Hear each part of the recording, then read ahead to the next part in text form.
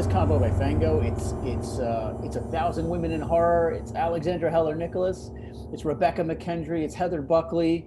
My boss told me I had to do this, and I'm using my position of privilege to sit in and listen because I'm a big fan of Alexandra's, and I just want to hear this conversation from the front row. So welcome to this panel, and folks, why don't you introduce yourselves one at a time? Alexandra, tell us who you are. Well, I'm in Australia, as my slight speech defect might indicate. It is 11 o'clock on Thursday, and I would like to tell my friends in America from the future that everything is fine so far. I've written a ton of books. Well, not a ton, I've written 8 books, but this is the one. This is the beast that we're here to talk about today. I need to do the da-da-da. And it's a joy to be here with all these wonderful people. Cool. Heather, tell us your story. All right, my story is long ago I was an artist who became a graphic designer, who then became an extras producer, who then became a feature film and doc producer. And here I am today. And I did have some sojourns within the journalist world with Fangoria, GOREZONE, and Dread Central, and a little bit of Diabolique on the side. Yes, you've been around. Your credits include The Ranger by Jen Wexler. Correct. And your credits include that great Al Adamson documentary from last year. 3 or 4 years of my life on that one. Yes. It shows. It's a ride, that documentary. Well done. Well done. And we've got Rebekah McKendry. Yeah, so I started my career as a dancer and choreographer and had an injury by my mid-20s and had to shift gears. And the only other thing that I loved in the world was horror movies. So by the time I was in my mid-20s, I was interning at Fangoria as a research assistant and stayed with the company for 10 years, a little over that actually. During that time, I worked in a variety of different positions within the company, worked on the television side, film production, development. We did comic book line. We had a radio show on Sirius XM. I eventually went over to Blumhouse, where I worked as executive editor-in-chief there for a while. During that time, I started directing and producing heavy metal music videos. I fell in with 2 companies, Metal Blade and Nuclear Blast, and started making music videos for them. That led to short films. I ended up producing a TV show for The Nerdist, and that led me to feature films. And I'm currently just made WGA this year with a large horror franchise that I'm rebooting for a studio that I can't talk about yet, but I'm excited about. Very cool. I'm winging it a little bit here, but let's talk about just the idea of women in horror and Alexandra's book in that regard. I feel like there's a lot of very positive, very good noise about women in horror right now, but it is not a new thing. I think it's a new thing for the world. I still go out to civilians and they still tell me, it's like, oh, girls, they watch horror movies. I am from the Gen X generation. Therefore, a girl that liked horror movies as much as I did, and punk rock, it was verboten. It was something that boys did. It was like one of the many things to bully, little Heather about. But now all the little Heathers can look up to all these girls on the panel, all those girls in the book. And we're getting better representation. We're going out into the world. I think it's very important. Yeah, there has been a drastic change from when I started at Fangoria to where we are today. I always say that when I started at Fangoria, a decade and a half ago, coming up on 2, it was a completely different vibe. I would go to the horror conventions, the Fangoria conventions, and it was a sea of white dudes in black shirts.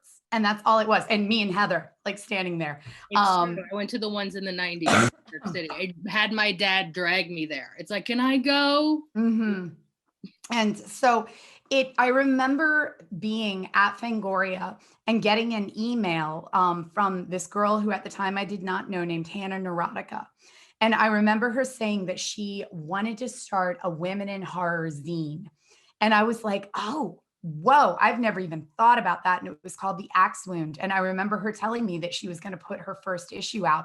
And that was kind of the first time that I remember hearing the phrase women in horror. Like up to that point, I could count like, well, Antonia Bird made one. And, we've got a couple of people. But I remember that being the first time that I was conscious of the fact that there was there was 2 of us who worked at Fango. I remember talking to Mike Ingold about how many times a woman has been on the cover of Fangoria magazine, like the director, her movie, and it's like Mary Lambert twice. Yep. And someone else. So it's 3 times, 2 directors in the history when it was changing hands. And go ahead, please. Oh, I was going to say, I think that the advent and kind of social media saturation really did help in that capacity, because it was no longer just like me and Heather bumping into each other at conventions and being like, you, me, you, us.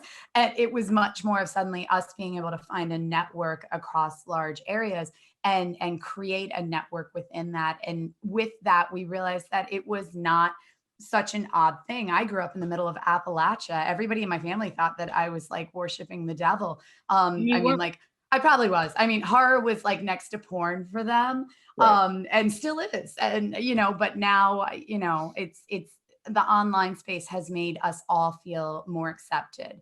Totally. And I take your point about that. In the 80s, I was there too. And I don't remember this sort of, you know, this wellspring of exciting, intelligent women that were into horror. It wasn't really a thing in the fan community back in the 80s. But I guess I would argue that they were still there. Sam Raimi a long time ago said it's now okay for women to say that they liked horror, but I feel we were always there because of my generation, of someone who's my age. There are so many fans. I just wasn't living next door to them. Sure. Yeah, I would absolutely agree with that. I write in the book about the slumber party circuit, which was really my trial by fire. And with my I mean, you know, I was a kind of puffy, spotty teenage girl. You know, I wasn't a cool girl by any stretch of the imagination, not like this fashionable beast you see before you today. But we would hire April Fool's Day was a really big popular one with my little teeny girlfriends who were puffy and spotty like I was. And there was a real sense of transgression. There was a real thrill that we were 14 and we were watching horror movies that were meant for boys.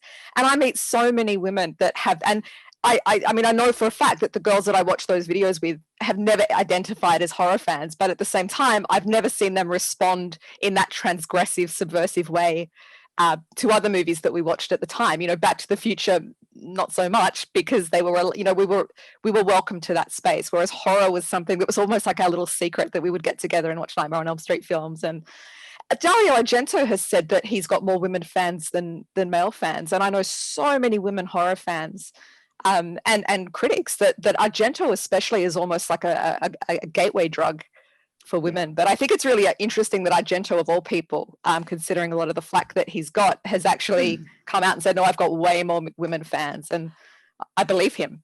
As shocking as it is, I guess it's been like 10 years now, I interviewed Takashi Miike, which was one of the wildest interviews of my entire career. He wore this full red leather like jumpsuit. It was like Eddie Murphy's Raw, amazing. Just the most beautiful fashion thing ever. But when I interviewed him, he talked about how it's unusual here in the States because horror is seen mostly by the male population, but his films in Japan, he said it's what 14-year-old girls watch. And that struck me because then suddenly I was picturing a room full of 14-year-old girls watching Visitor Q. And I was just like, I don't even know how to deal with this. I know. Because that's also the excitement, because it's the idea about communities, but the idea of like coming to your sisters and going like, where have you been all my life? The global horror girl fan community and hugging them. And I cannot believe that you mentioned the sleeping. I would have my little VHS tapes that I watched with my little like outsider girlfriends. And we would hide under blankets and we would watch stuff like To Die For, which is not even available on DVD, the vampire movie, Evil Dead 2. We would watch Texas Chainsaw Massacre. My favorite movie was probably as a little Heather, Texas Chainsaw Massacre, obsessed with that movie, obsessed with Leatherface. I would draw monsters everywhere. I had my Chainsaw 2, Texas Chainsaw Massacre 2 shirt that I got from Fanico from Fangoria magazine. The puffy one. Yes, and I have the worn out, and I wore it with pride, but it did not get me many friends back in the day. But I kept close my Fangoria and Gorezones and my Fantico slipcases, as I've mentioned that I do have, and they've brought me great joy. They brought me a career, keeping that love in our heart. the fandom thing, it's a very gratifying in an empathetic sort of vicarious way, seeing you guys get to sort of, you know, come out almost in recent years compared to this sort of 80s decade that you were talking about. But I guess what I really wanted to get into, and pivot to Alexandra's book a little bit, is the idea of women creating horror as being this sort of, to a drive-by casual, a new kind of thing. But Alexandra's book lays bare the fact that women have been creating horror since the beginning of horror. And I was hoping that she could sort of go into that a little bit.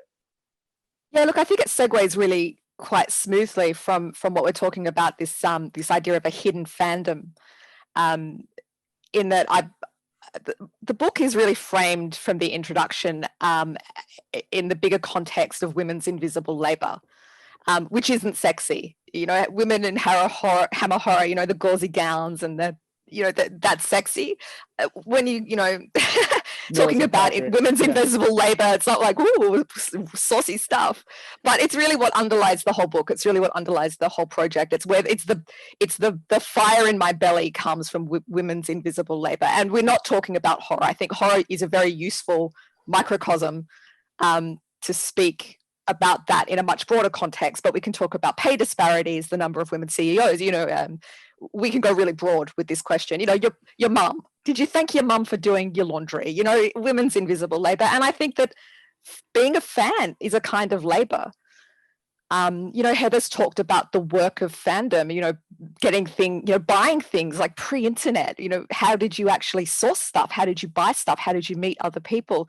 There is a sense of labor to it, even though it's obviously more of a kind of, you know, subcultural or cultural labor. It's not paid labor. But so that idea of invisible labor really you know, dominated the entire project from the word go, in many different ways. And it's, yeah, absolutely, it's very global and very historical. And to me, it's all about visibility. It's all about reversing this idea of invisible labor. And there's an idea of spectrality, I think, to this idea of women's invisible labor, you know, the women who can't be seen, who suddenly manifest. You know, there's something quite poetically linked to that, I think, with horror itself, you know, this idea of the invisible becoming visible and using that transformative power to subvert and to do radical things and to do interesting things, which, going right back to the silent era, women filmmakers, women editors, women actors, women screenwriters have been doing. Yeah. How many, I want to have a last question. How many women did you interview, archive the horror that they love? Because I have clipping books that I kept of all the reviews, and that always feels like sort of like a guide thing, like getting all the books, having Splatter Movie Guides 1 and 2, Connoisseur's Guide of Horror with Chaz Balin, like all those keystone books. But how many girls out there like are also secret archiving the history of horror? Because I feel that's one reason I went on to do extras, preserving the record of girl horror, horror. And that's exactly it. I mean, I guess when we start talking about that stuff, we start moving into canon formation and cultural memory and all of those kind of things, which again, maybe not sexy, but it feeds into the same, you know, it all kind of culminates at the same point, which is women in horror, this sort of movement or this community that I think are really seeking to shake things up precisely through that archival memory. Yeah. I mean, I've mentioned this before elsewhere, but I've literally talked to women filmmakers who don't have copies of their own films. They're like, yeah, I had it on VHS, but I moved house and I lost it. I mean, it's criminal. I mean, I have the book has a selected filmography at the end of just over 700 films, selected being the key word there. That's not an absolute every single film made by a woman that falls under a horror umbrella, however you wish to define that. And I've spent years trying to chase most of those films down, and most of them are not discoverable, even to the point if you ask a filmmaker, you know, you'll it's not a one-off for me to have a woman say, no, I'm sorry, I don't have a copy anymore. I made it when I was a kid, you know, I made it when I was like 23 on video. Yeah, there's that weird digital divide that happened after consumer video cameras happened, but before, you know, digital files became a thing. And so, there's also a hierarchy for formal archives, which is why things like the like AFCA are so American AGFA. AGFA. AGFA. Forgive me. They're great. Why they're so important, because Yeah. it actually formalizes the archive. So Mhm. things like the Sarah Jacobson work that they did Yes. is indescribably important. Yeah. In that we're starting to get, because film archives tend to be state run, university run, and there's a hierarchy there in terms of taste, in terms of gender, what is important enough to be archived. Mhm. And we get some really interesting questions when we start asking, going right back to the silent era, who gets to make those decisions? Yeah. And that impacts cultural memory, that impacts what we think of is film history as a singular linear line. We lose a lot of stuff around the edges, and that stuff around the edges is by queer filmmakers, it's by women filmmakers, it's by filmmakers of color, it's by filmmakers living with disabilities. It's, like so many other places in the world, these are the people that lose out. Well said. You're the person that I always point to as like the expert on this topic. It's a very broad topic, but if somebody said who's the women in horror person, I'd say it's Alexandra. But when you're compiling this book, where did you get your sort of socks knocked off? Like, what surprised you? Like, give us even if it's just an anecdote that ends up as a chapter in the book. Tell me something of discovery in making this book happen. There's a couple of years ago, perhaps, before I started the book, but when I was conceiving it as a project, I don't think there's anything that I would have basked more gloriously in than hearing you specifically say those words. You're the expert in the field. And now it's like, I wish, because the one thing I've learned is that it's exactly what we're doing now. It has to be a conversation. And everything in this book has been a conversation, whether it's with living people, people that are making films right now, whether I interviewed them directly for the book or just spoke to them about the book, but reading other women's work, or reading men who have written on women's work, I think is important to include here. It's a constant learning curve. So the book started off as 100 women in horror, and then moved to 500 women in horror, and then real quick became 1,000 women. And it's like, I can just keep going. And the hardest part of this book was having to scale it back and deciding who to keep and who not to keep. And that, it was just a constant learning curve. And the only way that I made my way through that and could get to a point where I could sleep at night was just by acknowledging that it's not me. It can't be me. And it was about letting go of my ego, which, sucks. I like my ego. I like having it, you like to feel good about yourself. But it was like, what, I can't. This is a point in a long history of women writing about and men writing about women in horror, and I have to just accept that I can't do all the work myself, and that this is a part of a really long trajectory of work. So I just had to sort of suck it up and deal with the fact that I could only do what I could do in 600 pages, 200,000 words. It wasn't even going to scratch the surface. So it's like, okay, well, so what can you do with that scale? So it was constant discovery. It still is. The women that are not in the book, I have a list. Were there any? I'm sorry, Phil, I have a question. No, please, get in there. Were there any like super early? Like, I always think about the earliest horror female filmmakers, and like there's Maya Deren, but honestly, like I can't name that many before it. Like, what was the earliest female horror film that you found? Well, you guys, horror really only became a term, like an industry term, I think, around 20s or 30s. Really, the 30s, obviously with Universal was when it really, really took off. But, we get to choose. We get to decide what was and what wasn't. And that's a point of conversation that I think is really exciting. But some really key texts. Alice Guy, I refuse to call her Alice Guy Blaché because her ex-husband was a dickhead. So Alice Guy, sorry, she probably got over it.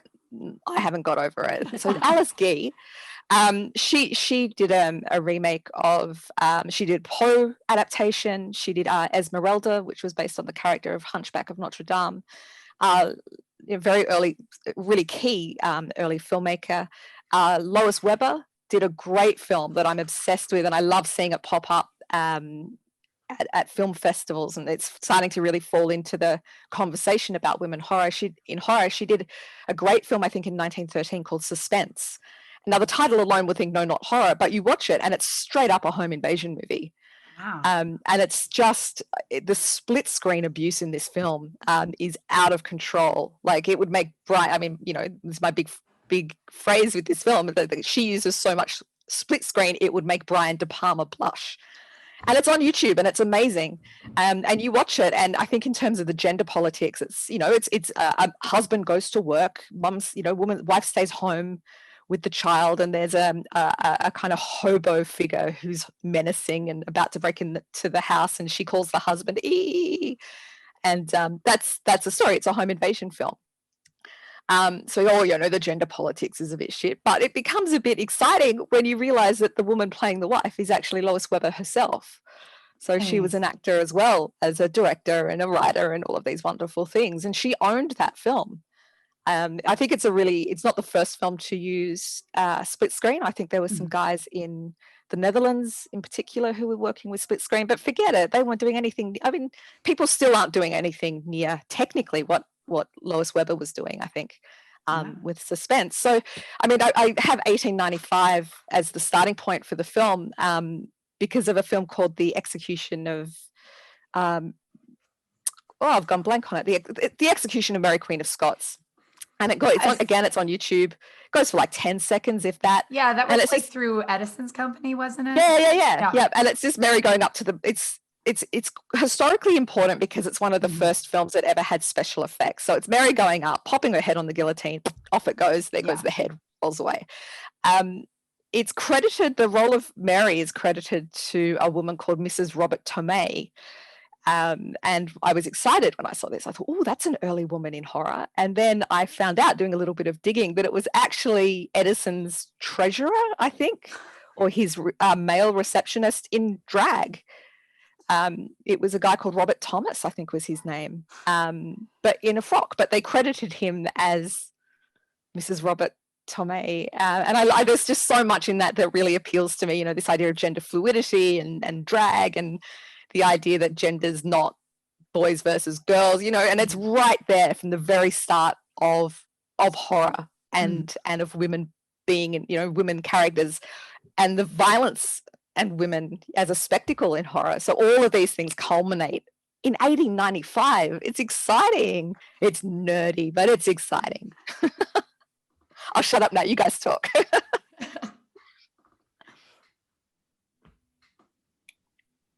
There's questions.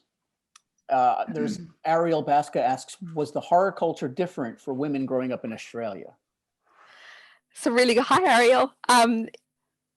It's a really good question in that I guess I don't have anything to compare it to, but what I would say, I found my people here quite late, actually. So Cinemaniacs, Lee Gambon, icon of horror writing and just general all-round icon. He runs an extraordinary film society here, a film collective called Cinemaniacs. And I found my people really through Lee. There is an extraordinary, really exciting women in horror movement here. Bryony Kidd runs a festival in Hobart, right down the bottom, where the Nightingale is set, called Stranger with My Face. Kayla Janice was there for a while doing magical work. And that really, Stranger with My Face really brought together a lot of women filmmakers and fans, and really formalized that community. But this is, of course, all quite recent. And it was really, it's very small scale. We're still dealing, you know, when people, especially friends in the US, talk about the horror community, it's something that I didn't really understand until I actually went to the US and started meeting people, just the scale of it. And, you know, there's 26 million people in Australia, and there's 300 million in the US. So we're dealing with quite different population differences. But, you know, I think that Australia, New Zealand, you know, we kick above our weight. You know, we've got Jennifer Kent, we've got Natalie, Erica James and Relic. You know, Anne Turner Celia, Donna McRae's made Johnny Ghost, Lost Gully Road, a ton. I mean, I can't list them all, but yeah, lots of stuff happening here, both in terms of the fan communities, but also in terms of production. which I think is amazing considering the small size of this community here. And I have a question for the three of you, and it sort of ties into the work that Jennifer Kent's doing and the work that Natalie did this year with Relic. When we did horror noir, a topic that kept coming up with Black filmmakers was the idea of respectability politics. That the idea that you're a marginalized voice, you get to make a film, it's got to count, it's got to matter. And I was thinking about that this week because Stacey Title passed away this week. Oh God. Stacey Title is a filmmaker who, you know, she was just doing the damn thing. She was just working. She made The Bye Bye Man. She made Snoop Dogg's Hood of Horror. And you know, we were joking on the set of Horror Noir that true equality means you get to make a piece of shit and not get penalized for it. And you don't have this weight of that your film has to matter. How do you folks sort of navigate that? Because at least two of you are film producers at the moment. So talk to me about that. It's something that I have to fight against because as soon as you become like a female in horror, and that term, I love it, but at the same time, it bothers me a lot of the time, especially when I'm receiving scripts. When I'd say it was probably maybe 2 years ago when it became like, oh, we should start getting more female directors. There became this movement where they started calling out Blumhouse for it, and a few other people got called out for it. All of a sudden, the only scripts I was receiving, rape, revenge, and ones about kids in peril where mom has to fight their way through. And neither of those concepts really interest me as a creative person. And that's not to say they're not important. And that's not to say that somebody will not make them beautifully, but it's not the type of stuff that I always want to be making. But I would always come back to, well, you have kids. Don't you want to talk about this? And so it's the idea that because you are this, that clearly this is what you were meant to do. And it gets difficult in that capacity. And there is a lot to be said about the idea of having to be the spokesperson for an entire group. That women, when they make a film, you're not allowed to fuck up. And that slayed me. We saw it after a couple of female movies that came out 2 years ago that I won't call out, but I remember journalists at that point being like, oh, this was a women's film. It's really sad to see it like this. And I'm like, dudes have been fucking up for like 100-some years. It's okay. You're allowed a bad one now and again. You go to cinema jail because that is a thing, but then you're allowed to come back. You did not deface the achievements of your entire subgroup in that. But it's a thing that we constantly are dealing with. I feel that I have never been pressured to perform like what is the female narrative, and maybe it's how I look, like a satanic punk rocker. But I feel a woman's story is anything a woman wants to fucking say. That's a woman's story. Any movie, like movies that I'm obsessed with are like Solo and Chainsaw 1 through 3. And, you know, movies like Irreversible. I like, and all those things. I would want female identifying filmmakers to send me those things. I think that's what my imprint, my studio, Black Mansion's about. It's like, I just want authentic stories, and that's from everyone. That's about anything. It doesn't have to be about females, because I can't identify with being the popular kid. I can't identify being with a mom or with little kids, but I can identify with a cannibal family in the woods that is killing hippies. 100% being from Jersey. You should meet my family. That's what I identify with. That's why I will put over and over again in my VCR is movies like that. And that's our movies, because I think the idea to start gendering movies, it becomes a problem when art belongs to everyone, when these movies belong to everyone. When I do intros in the Alamo Draft House before the apocalypse, I remember doing one for The Deer Hunter, which is a movie my father used to watch. I love that movie so much. And an older woman came up to me and thanked me for my intro. And I felt like, as at the beginning of our conversation, it validated that women watch the movie Deer Hunter. Because it's ours. It's all ours. Dirty Dozen is ours. It is. Yeah. Boys can't have it. And those boxes just get in the way. You know, a dad movie. You know, we might all watch a dad movie on a Sunday afternoon. It's I have a dad. Yeah. And you know, at the same time, you know, I always want to tread lightly, because in my opinion, as a viewer, when I watched The Ranger, the film you produced, I felt like I could imagine the guy directed version of that, but there was a different touch to it that I think only could have come from a woman director. Just the way that story was told, just that point of view, just the eyeball of it. You know, it just felt like it was coming from a a point of view of someone who understood that character on a level that maybe, you know, I could never, right? Absolutely. I mean, I guess there's two things there that I would heartily agree with. The first is women absolutely have the right to make trash. Phil, you were kind enough to let me indulge in an article for Fango on exactly this topic. It's like, you know, I'm so sick of, and this is not to disparage the films, but you know, did you know that women make horror films listicles? You know, and it's always the same 10 films over and over and over and over and over again.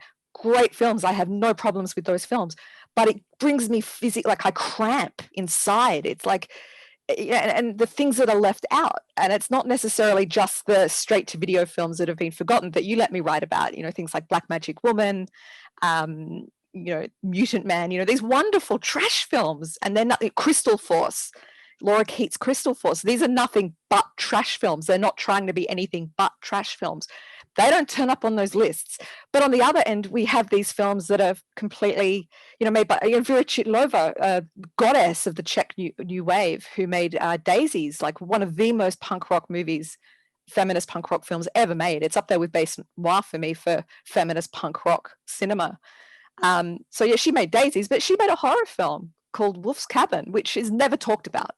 So it's not just a highbrow, lowbrow thing. It's like we just stick with this very, very small slither of what women's horror filmmaking is.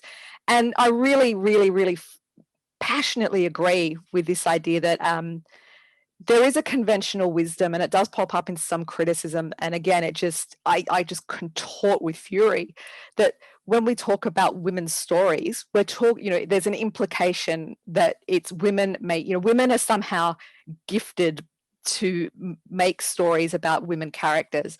And it's like, no. We can go right back to the early 1930s. The first ever surrealist film is a horror film made by a woman called Germaine Delac, we should be building cathedrals for, by the way, called The Seashell and the Clergyman. And it's about a priest who's just so psychosexually messed up that he just goes nuts. And we wouldn't have David Lynch if it wasn't for that film. We wouldn't have Carnival of Souls if it wasn't for that film. But we've forgotten her. You know, she's remembered in you know, people who talk a lot about silent cinema know about her, or surrealist cinema know about her. But horror, she doesn't really rate a mention. But she's, you know, I mean, and perhaps even before her, but we had women making amazing films about male characters. And I think that most of my favorite women directed films, not just horror, but generally, Lynn Ramsey. I mean, you know, you were never really here. I've forgotten her name, the Greek director who did Chevalier, Athena. You guys know who I mean? It's a comedy and it's incredible. It's an all-male cast on a boat. I'm so sorry. I've completely forgotten the name of the director. That's okay. Viewers can Google it. And I hope they're writing these titles down. I noticed. Yeah, I just wrote down Psycho and the Clergyman because immediately I was like, oh, I've never watched this. You know, it's on YouTube. Again, it's all on YouTube. You think it comes down to sort of like a class perspective of like a certain girl who has gone to film school, who writes about being a mother, who has this beautiful director of photography. But when we're talking about like someone who's going to make Ghoulies too, it's a different kind of girl. But I think, my God, sequels are so important in the history of women's horror filmmaking, because it's like, well, she's a woman, so we don't want to give her a real film, but maybe we can just shuffle her onto a you know, so many women make sequels, and Rachel Talalay made her first, right? Exactly, and that work is not acknowledged. So again, we're talking about invisible labor. And but go ahead. I pack a bong for sequels. I'm very pro sequel. I'm pro remake, and it is again this idea of invisible labor. It's hidden in clear sight. These women are there and they're working, but we've just never really. They don't make those top 10 listicles. You know, they're not there with Pet Sematary and Near Dark and, you know, wonderful films. And I definitely don't mean to discredit them, but we could talk about Diner, right? Jackie Kong, yes. And I have to say, I made a Lifetime film last year. There's loads of women over there, women of color, women, just there's lots of us, and they don't call Lifetime films horror. They're domestic thrillers, but they're freaking horror movies. I mean, the one that I made was basically like a twisted version of The Stepfather. And, you know, I'm working on another one right now. And Yeah. I'm so into this. I've written 2 books on rape revenge film, and there's so many, made for TV movies that are rape revenge films. Amanda Reyes is an incredible film critic who's written, just devoted her enormous brain, it's just, you need like 5 jars to get this woman's brain into, some kind of container. You don't need 1 jar for her brain. You need many, many jars. But she's written books on movies. TV movies and women directors. She's doing a lecture for Miskatonic. She's in the new Fango. There you go. And everybody should rush out and read everything that she's done, because this, again, it's hidden in plain sight. There's an enormous amount of these, made for TV films, and they're really interested because they are gendered as being for a feminine, there's a femininity about them. They're made for a women's audience, therefore they're not as good or not as important or not as valued. And it's like, you know what? Shut up. Some of these are amazing. A lot of these are amazing. Yeah, it was an absolute blast to do. And it warmed my heart. While I was making the movie, I went to listen to Joe Bob Briggs talks. And he spoke about how Lifetime films are the current day exploitation. And then suddenly I was like, you know what? I'm going to own that shit like no other. You've been anointed, yes. I'll take that. Thank you, Joe Bob. But he was talking about how much he enjoys them in that capacity. And I do have to say, more people watch my Lifetime film than most indie horror films. Like the amount of eyeballs they get, it's insane. There's a great Australian woman filmmaker called Catherine Miller, who primarily made TV movies, horror TV movies, that's been completely forgotten, certainly here, but even I don't even know if these films have got any international play, but I consider her like a significant Australian woman horror filmmaker. I love that. And it's like I said, with Karen Arthur's The Rape of Richard Beck is a classic. It's not an exploitation film, but it absolutely fits into that kind of outsider identity, I guess. Have you seen, because as we were talking about Lifetime movies, the Hallmark movies, I've had some on the background while I was working, and I noticed is that it's almost like a historical record of these sort of nuances about females, because it's about a male. He wants to know about how your day is. He wants to say how, oh, you're an art director. That's so wonderful. Tell me about your work. And it's almost about the humility of what women want. It's just sort of like an insight into that culture. So through the history of girl-made movies, like what have we seen certain nuances that the female touch has brought to these properties? I'm always amused by how many females that I find make or are really attracted to body horror. And I found that to be one of the more predominant subgenres that I find a lot of the females that I work with are really attracted to. And I think that there's a lot of reason for that. We obviously kind of go through a lot body-wise over the years. But yeah, that's one that I definitely feel like we have made a lot of strides in that, but I think that we're due for a lot of really intense female body horror movies. I think it was an interesting thing that Nia DaCosta's not biggest, but one of her big contributions to the new Candyman was taking it into this body horror space. It's got more in common with like The Fly than you would have thought a Candyman reboot would have. There's a whole, never mind. I'm not allowed to talk about that. But I want to talk about something you just said, Alexandra, about these listicles. You said it a few times, and it wasn't in a nice way. And I want to be respectful to my journalist friends out there, but there does seem to be a move, and I probably think Twitter and social media is not helping, but a move toward just really skimming things. And these things you're talking about, you're not going to find them by skimming. You're practically an archaeologist. You're digging. You're doing a deep dig. Amanda Reyes is doing a deep dig. It's because it's not something you can just click on and stream. And Netflix isn't putting it in front of your eyeballs. But there's almost an incurious energy happening with horror where we want to. I get pitched articles on movies from 2 years ago, and I'm like, why do you want to write about this film that's from 2 years ago? How I was going to say, how do you combat that? And clearly the answer is you write a book called 1,000 Women in Horror. But But how do you combat the energy of that, of folks who don't want to dig? Because I know Heather is a deep dive person, and I know Rebekah is constantly, she has a whole damn podcast about it. But how do we get folks to want to be more curious about horror and to want to find these stories? I think that's a really, really important question. I have to, after my shellacking of listicles, I have written listicles. I did a listicle. I didn't. Yeah. Everybody, my name is Alexandra Heller-Nicholas, and I wrote a listicle. I built a website out of listicles. I'm not kidding. I'm not anti the concept of listicles. I think it's the repetition. It's the repetition, and I don't. I need to really clarify so I don't sound like a complete jerk here. I don't necessarily blame the people writing, because I think the issue is a much broader cultural issue, which goes back to the stuff that we were talking about right at the start, which I just think that people aren't aware that this stuff even exists, because there's a whole cultural history surround that predates cinema, that predates the moving image, about denying women as creative forces.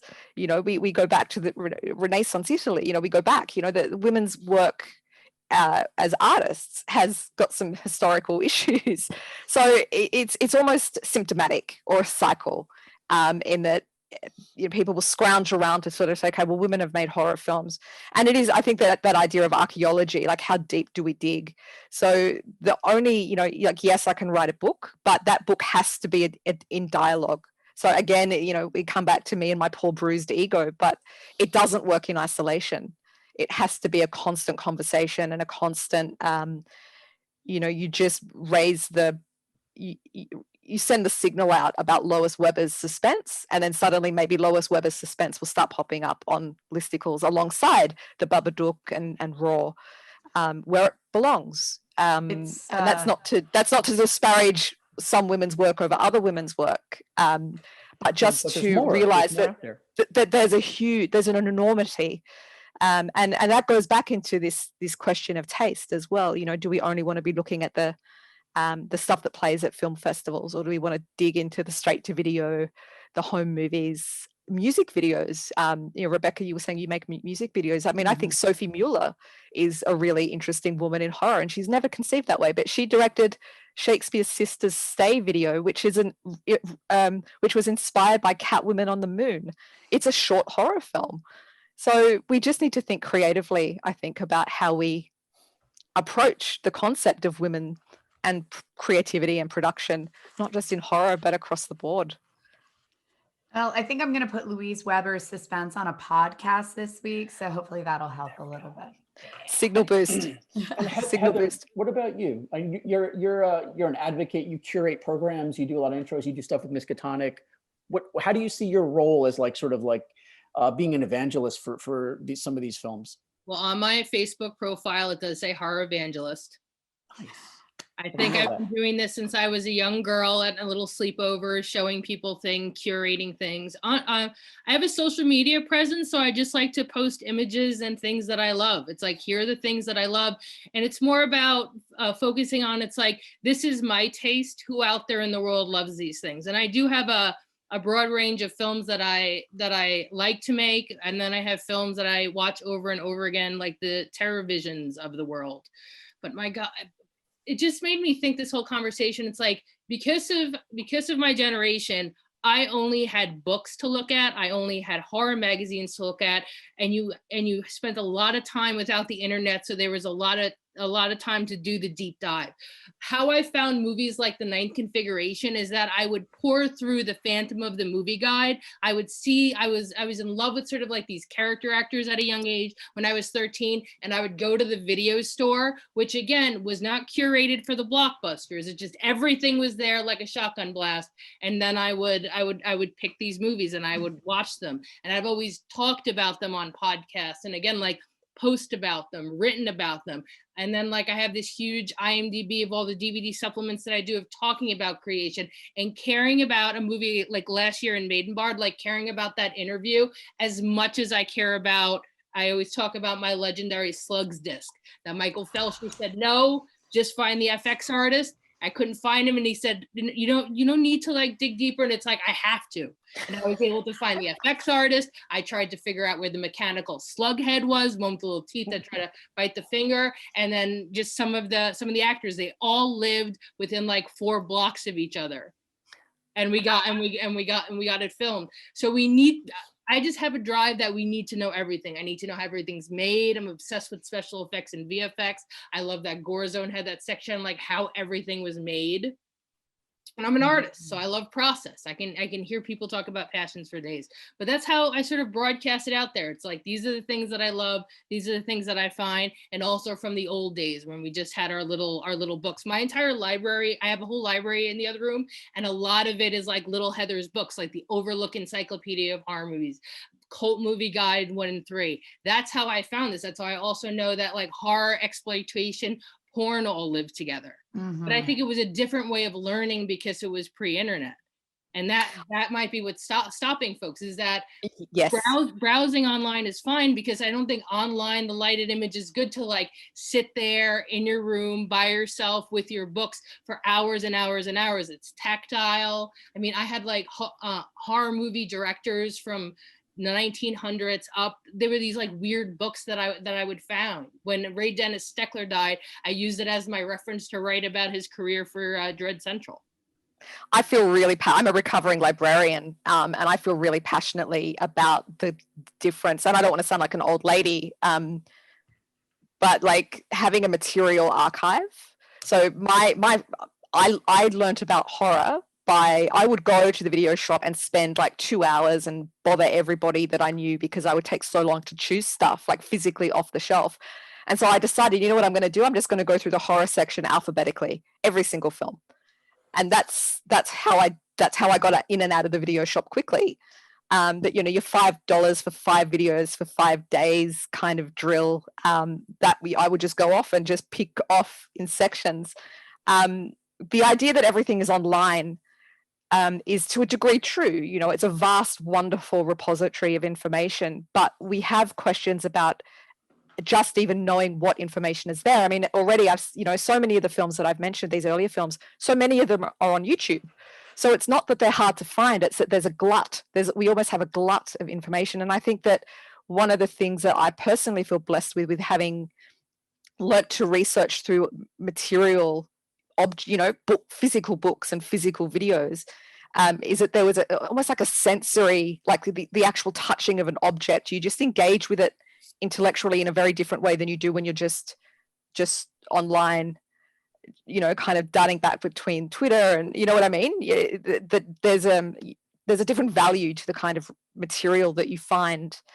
And again, I realize that that's a very generational thing to say, but if you're relying on, I'm not going to name anything particular, but if you're relying on mainstream streaming services to be your primary source of film knowledge, you're going to get some, but it's a very thin, you're getting little droplets out of a tap that really historically has been gushing at full speed for over a century.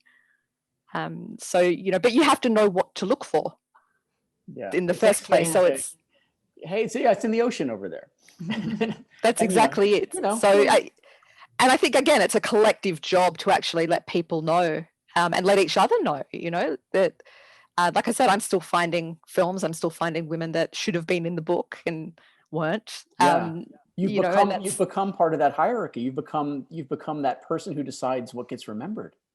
Then that's the paradox of it, right? And that's what I had to sort of tackle with the introduction. And it was like, this is, I even in the introduction, it's so corny, but at the end of the introduction, I left a space for people to add their own names. I love that. that they could think of. But ideally, I also want people to literally leave their own names. Somebody messaged me on Twitter around Christmas and showed their daughter sitting underneath the Christmas tree holding my book, and I was like, crying. She wants to be a filmmaker. Cry. Yeah. Like, write your name in the book. Like, actually physically write your own name in the book. Write the names that I've left out and that I've forgotten.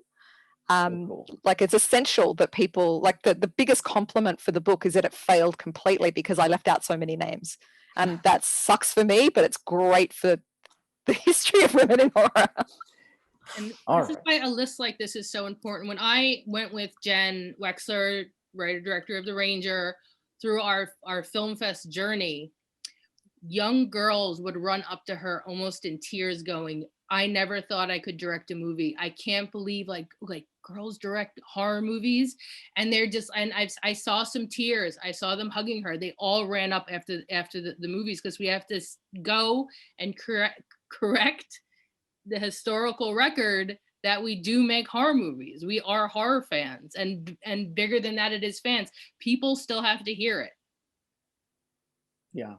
And if the internet is sort of a double-edged sword in terms of like giving you this information, but also cultivating a culture that doesn't want to dig, it's also, in my experience, just in the festival world, it's starting to shape the form a little bit. There have been some really cool micro shorts and sort of TikTok influenced creative endeavors from these young women that Heather's talking about in the horror space. Have you seen any of those, Alexandra? And what are your feelings about like the idea that the form itself is going to be shaped by this tech and this culture? Absolutely. There's a real consciousness. I mean, a lot of emerging filmmakers have bought the book and let me know, and they're like, my goal is to be in the book one day. And I think it's just that, when it's, again, when you actually say, here is a book about the history of women in horror, and there've been other works, lots of other people have done stuff in this field, it just articulates, again, what's been hidden in plain sight. So there's a real excitement. Something I think that's so important about the work that Hannah Neurotica has done, and people like Heidi Honeycutt, these really important women, in that they've brought to light that community in very, very practical ways, and given very literal physical spaces for these communities to build, both online and off. So people can, emerging women filmmakers, or whatever you're doing, you actually realize that it's not you being a freak, that you can actually be a part of something bigger. And I think that's really exciting. And I think that the most exciting stuff coming out is this emerging stuff. I think TikTok is just the Wild West in terms of the potential for really exciting filmmakers to find their voice, because it doesn't involve money. Mm-hmm. It's not the thing that plagued women especially, and again, filmmakers of color, queer filmmakers, is funding. So when you get something like YouTube enter the cultural fray, or TikTok, and we don't, found footage horror is really important. I think I'd love to see more women making found footage horror, because I've wrote a whole book on found footage horror. There's not that many, which I find really interesting, but the ones that there are great, and you don't need a lot of money to do it. So I think that there's this real punk spirit to a lot of emerging women's filmmaking. Speaking of invisible labor, let's give a shout out to Gemma Hurley, who wrote Host and or co-wrote Host at any rate, and is not getting all the attention for it that and starred in it, by the way. But yeah, it's exciting to see this sort of new generation who are just you can shoot and edit a thing with your phone, and that more of them aren't doing it sort of makes me crazy, because we would have killed for that in our day, having that sort of ability. And that's, I love being a professor for that reason. So I teach at USC, and actually I see a couple of my students in the chat right now, which is phenomenal. And that is one thing that my students are constantly inspiring me so much, because I see, and especially so since the pandemic, where it is them alone in a studio apartment with their cell phone and a cat. And how do they make something that is absolutely terrifying? And they're doing it. And I think that what we are seeing come out of this pandemic, of younger generations, and I mean, when I was a teenager, I couldn't even imagine being able to film something like that. I had like my parents' VHS camcorder, and we used to edit between two VHS tapes. And, that was like the max of my technology, and they look awful. But my students can shoot entire projects and edit them on their cell phones and send them to me, and they look amazing. And so the technology has just created this beautiful saturation of filmmakers. And from that, we're really going to see this rise of filmmakers that are ready to do horror in any means possible. Do you There's a still real have the video? sorry. I was gonna say, do you still have your little videos that you made? I do, and most of them are horror. There's a couple where I'm just like, "This is my kitty," and yeah, but It most needs of to them be are horror. uploaded for us. We need to see it. I was gonna say it's like I love that everyone has the ability to make horror, but we do have to look at filmmaking as very sustainable. And I would still task the people out in the world, if you want, representation out there, you have to fund it. Oh yeah. You have, because, and I was wondering, like, the history of horror, it's like maybe you don't see a lot of directors because it's absolutely impossible to get women's content funded. It's very, very Yeah. hard. It's still very hard. And not Lifetime movies, but like if a woman is the writer creator of the piece, somehow you don't get that shot. It's still a hard thing. And I think that what breaks my heart is that we can even take a step back further in that when we start talking about exclusion from the industry, from a production side, I think often about the story of Jennifer Kent, who wanted to be, was a little kid putting on plays in Brisbane, up in Queensland in Australia, in her back garden. Always wanted to be a director, but women just don't direct. So she studied it as an actor. She was a very good actor by all accounts. And it was only when she just cracked it and said, I never wanted to be an actor. I want to make movies. And it's like, what would have happened if she never had that moment? How many women thought the same thing, but never had that moment that Jennifer Kent had, where she left school and went off and worked on Dogville with Lars von Trier, basically sort of said, you know what, I'm going to leave film school and go to the real world film school.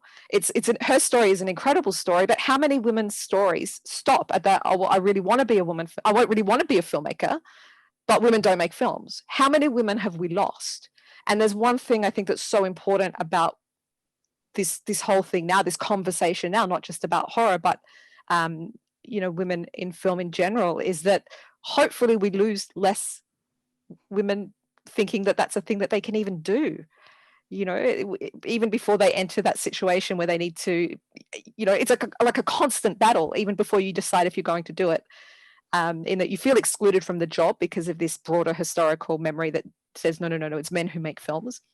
Then you can't get the money if you do want to do it. This constant impediments in the way, and then, distribution and that classic thing where, Rebekah, you mentioned this before, a woman can make a film that perhaps doesn't go so great, and suddenly she's like the symbol of all women filmmakers. It's like, oh, good on you girls, you're giving it a red hot go. Shame it didn't work out. Men don't have to deal with that, but again, women filmmakers of color, queer filmmakers do have to carry that weight of representation. I think that's a really important point. And I know the Jennifer Kent story is like an older filmmaker, but just recently I was talking to someone who has embraced being a female horror filmmaker, and they told me that back in the day they never thought that they never thought of directing because women don't direct. And it's not like someone say like, hey, how come you're not directing this? It never crossed their mind that could ever be a job for them. And when I heard it, I was so heartbroken by that. And I wouldn't want any girl out there to feel that way, that they can do it. And hopefully there's a place, there's a funding cycle, and people are changing their minds, that everyone's stories matter. Yeah. I think the one thing that everybody agrees on is that we want to get to a point where we don't need to have panels like this, where, you know what I mean? Which is, it's like every single woman I've ever interviewed, every single woman filmmaker, and we talk about it. And the goal is to not have to even ask that question, to not have to specify the gender of the filmmaker at all. It's just a filmmaker. And that's the goal. We're not there yet. We're clearly not there yet. And ironically, this is the noise that we have to make, I think, to get there.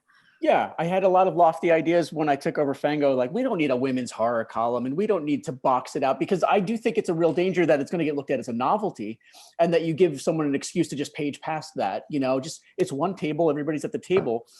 But without a Women's in Horror Month and without an Axe Women Film Festival, that 12-year-old that Heather's talking about is maybe going to miss the memo that, yeah, women are welcome here, and women can be, empowered to create in this space where they've sort of been, if not boxed out, ignored and rendered invisible, to use your phrase again, Alexandra. So I have come around to understanding the importance of labeling the things, but I'm always sensitive to the idea that it makes it easy to dismiss it. And so I'm always trying to figure out how do we get to that point you just talked about. Yeah, I mean, I think about that a lot, that there is a risk Yeah. of ghettoizing women's filmmaking, that Yeah. women's horror film almost becomes a subgenre of itself. It is getting, and I hope that that is just the step that we have to go to get to the other space. But even just talking to my fellow like women in horror that I hang out with, we all find that a lot of the scripts that we are sent are always prefaced with, we really think this will be great with a female director, or this script really needs a female director. Yeah. And as soon as I read that line in an email, before I even open the script, I immediately go, can I just have scripts? Not Yep. ones that have to have a female attached so that you have kind of the authority of boobs. Can A we just branding. have scripts? And Yeah. maybe this is the step that we have to go through to get there. And I'm trying to be grateful of, hey, we're being invited to the party in some capacity. If we're still having to eat at the women's table, you know what? Maybe it's the step, but at the same time, it still burns every single time I am told, we think this needs a woman's perspective. I would think it's- argue this. This is Sorry. this is what I would argue from a producing perspective. It seems like optics are now sneaking into the industry space around women filmmakers. So I actually see that as a positive step, that at some point they go like, oh, there's such thing as a woman horror director, maybe this script. So it's like a baby step. I don't think that it's that horrible. It's good that they're thinking about us. Yeah. And I think that Or the not job, thinking about us before. I think the job of critics and writers like me is to blast open, and what I hope I've done with the book and a lot of my other work is that really blast open the understanding of what that actually means when people say, oh, you know, it's a film by a woman horror director, to actually make that a lot more malleable, I think, in the way that people use that term, so that it's not a sort of very specific branded kind of idea. There's a film called The Green Elephant that I'm sure you guys have seen by a Russian filmmaker called Svetlana Baskova, which again is on YouTube, and it is one of the most violent films I've ever seen. It's such a brilliant, I mean, you want body horror, this film is next level. Like it's incredible. But whenever I see those sort of cliched, you know, very restricted references to women's horror filmmaking, that's the kind of film that I want to bring into the conversation, because it's not always these sort of festival darlings. You know, sometimes it's messy and sometimes it's crap. You know, women can make terrible films and they should be allowed to, and they should be able to fail. So yeah, just to expand, I think, just to kind of get people thinking about how broadly we can think about what the reference points are when we start talking about women's horror film. Totally. I like to talk about the chick flick that you brought up, Besmois. I like to talk about women filmmaking like that. And I like it. I like it's a chick flick. It is. And it is. Tell people it's like you could argue she started a French Extremity as a cycle. Mhm. She's incredible. I mean, that film, I've written 2 books on rape revenge film, and I'm currently working on a project at the moment about women directed rape revenge film. And I can't ever shut up about how important that film is. It's just such an important film for so many reasons. It's a love story. It's a road movie. It's a comedy. I mean, maybe it's a rom-com. Is Baseball a rom-com? Can we go there? I feel like it's Let's do it. NC-17 rated Lifetime movie. And I'm going to go. We'll call with it you. that. Yeah. Rebekah, maybe you could do a remake for Hallmark. I don't For know if Lifetime. Hallmark's a different beast. Lifetime, they like their sleeves. I don't know if they would go quite there. If you make it during Christmas time, then Hallmark. If I do it during Christmas, it's got to be titled something ambiguous, like From the Heart or Inside the Shadow of My Mind or something like that. Whoa. I might be able to sell it. We'll see.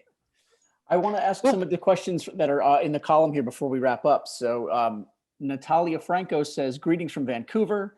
Thank you all for sharing your wonderful insights. Horror movies were crucial for me in dealing with the mental health issues I struggled with during 2020. This year, I decided to combine my passion for horror movies and creative writing. Any advice or insights for writing my first horror screenplay? Congratulations. And vomit it out. We have a phrase, the vomit draft, and it is your first draft. And that is always the hardest part. And it will take me literally months to get that first draft vomited out. And I do say vomit because it's not going to be good. No one's is. I don't care how great you are. Your first draft is not good. Actually, I really good interview where Lee Winnell came to talk to my students at USC and talked about how his first drafts are always like unreadable. And they turn out brilliant. But that first draft is always painstaking to get out. And it's realizing that it doesn't have to be perfect. And you're not building the house in that first go. Instead, you're just kind of like putting all your wood in a pile, and it's okay if it's messy and you don't know where anything goes, but just getting out that first draft is the biggest step. After that, you'll flow. I would say, Excuse me.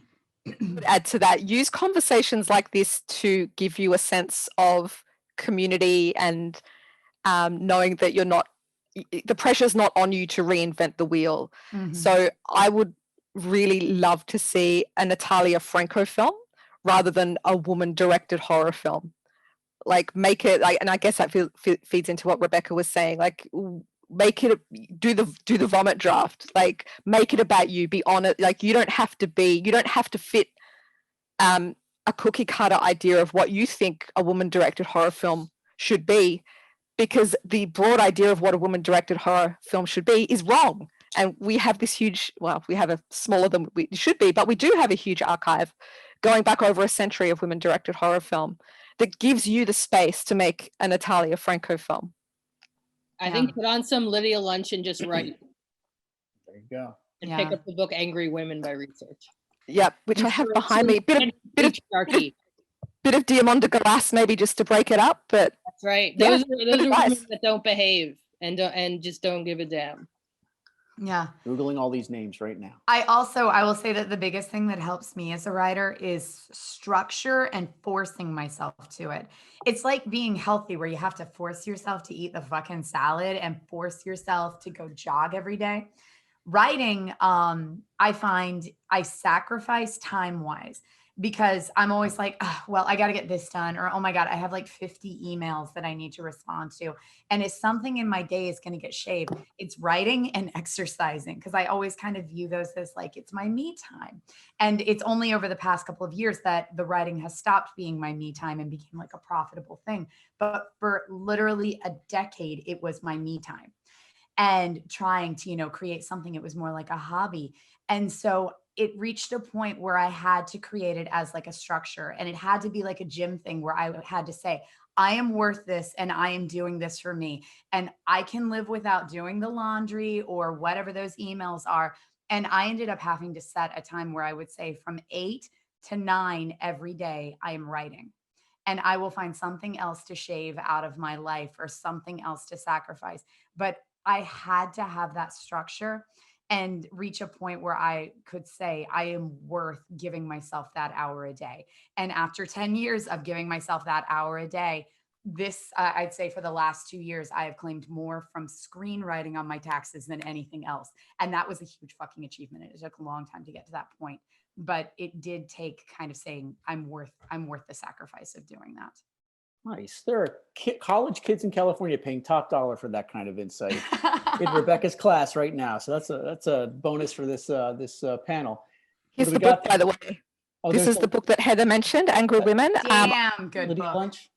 Yeah, this is like the Bible for, I'm not going to guess Rebekah and Heather's age, but there's a generation, perhaps a couple of generations of women.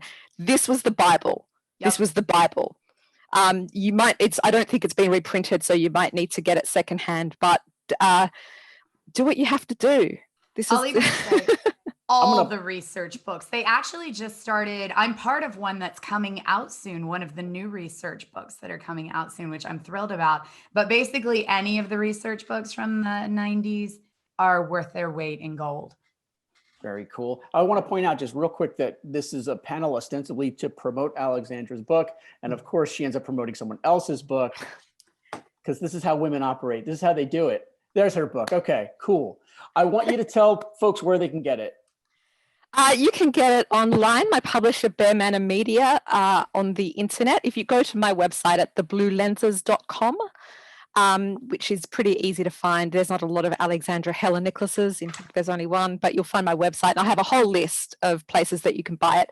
The usual suspects, if you're not into buying from big corporate giants, there are smaller places that you can buy it from. And I list them for places in Australia. You can buy it places in the US, the UK, all around the world. So it should be readily available. But yeah, if not, just go straight to the publisher. Excellent. And folks, do you want to plug any upcoming projects or ongoing projects? Podcast on the Fangoria Podcast Network, all the Colors of the Dark, which I co-host with Elric Kane. And man, if you are looking for some deep dive horrors, we talk about all the standard stuff coming out each week. We definitely touch on all the mainstream bases, but Elric and mine's forte is the weird shit. And we always are on the hunt for crazy stuff. So it's a great place. And now I'm going to be watching The Psycho and the Clergymen for an upcoming episode. So yeah. And you can find me on all the socials as well. Excellent. Heather, what do you got going on? What's happening? Just find me on all social media, updates about my studio Black Mansion as we slowly get these films out into the world, and sort of what crazy DVD supplements that I've done deep dives on. I think the most recent ones that were announced was for 7 films, Day of the Animals and Grizzly. All right. Thank you so much. It was a pleasure to just listen to this conversation, and a privilege to spend time with the three of you. And for the folks watching, this will be on YouTube. If you want to share it with some folks later, I'll try to convince somebody to put a little appendix in the comments so we can look up all these great films that Alexandra recommended. Thanks for joining us. And I think if I hit leave, this is going to be over, but you know, it's a live thing. I don't know. Hopefully we'll edit it. Thanks so much. Thank you all so much.